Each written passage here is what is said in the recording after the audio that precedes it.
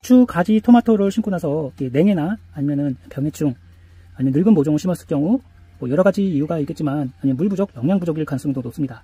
요즘에는 비가 왔더라도 건조하죠. 건조해서 제대로 물을 먹지 못해서 작물이 모자랄 가능성이 있어요. 그래서 보통은 요 위에다가 물을 뿌려주시는데 제대로 물이 요 안에까지 들어가지 못합니다.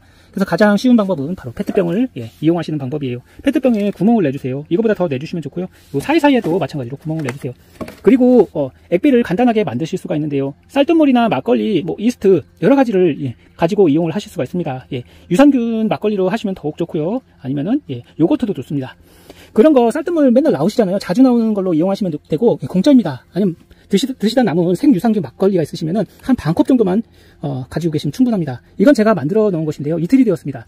쌀뜨물을 3분의 1 정도 물과 함께 받아주고 이게 너무 꽉 채우면 이게 나중에 부풀어 올라요. 터져요. 그러니까 조심하셔야 되고, 막걸리도 제가 한 반 컵 정도 넣어주었습니다. 설탕도 컵으로 반 컵 정도 넣어줬고요. 이렇게 해서 이제 발효시킨 쌀뜨물 액비예요. 요 안에는 제가 복합비료를 이걸로 딱 한 컵 정도, 한 수저 정도 넣어줬습니다. 한 숟가락 정도, 숟가락으로 한 수저라고 보시면 되고, 이렇게 세 가지를 넣어줬어요. 요 막걸리, 그 다음에 복합비료, 설탕.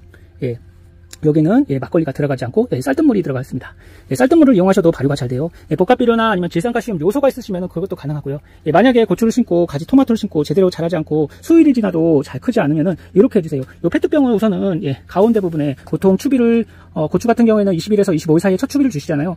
추비를 주실 때 이렇게 페트병을 하나 묻어주시고 추비를 넣어주시고 뭐 물을 넣어주셔도 되고 그냥 맹물을 주시지 마시고 집에 나오는 쌀뜨물을 이용해서 이렇게 액비를 만들어주세요. 이것도 제가 액비를 만들어 놓은 것인데요. 액비를 만들어서 주게 되면 그냥 비료를 주게 되면은 작물 뿌리에 닿게 되면은 비료 피해를 보게 됩니다. 하지만 이런 액비 같은 경우에는 비료 피해가 없어요.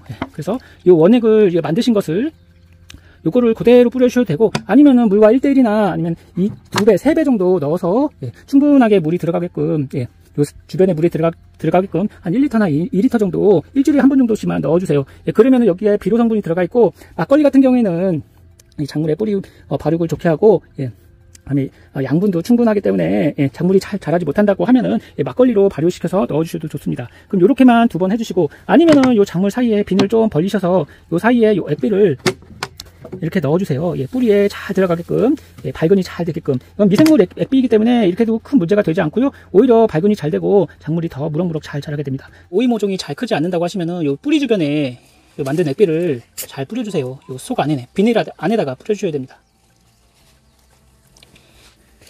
이렇게만 한 2-3번 정도만 해주시면 됩니다.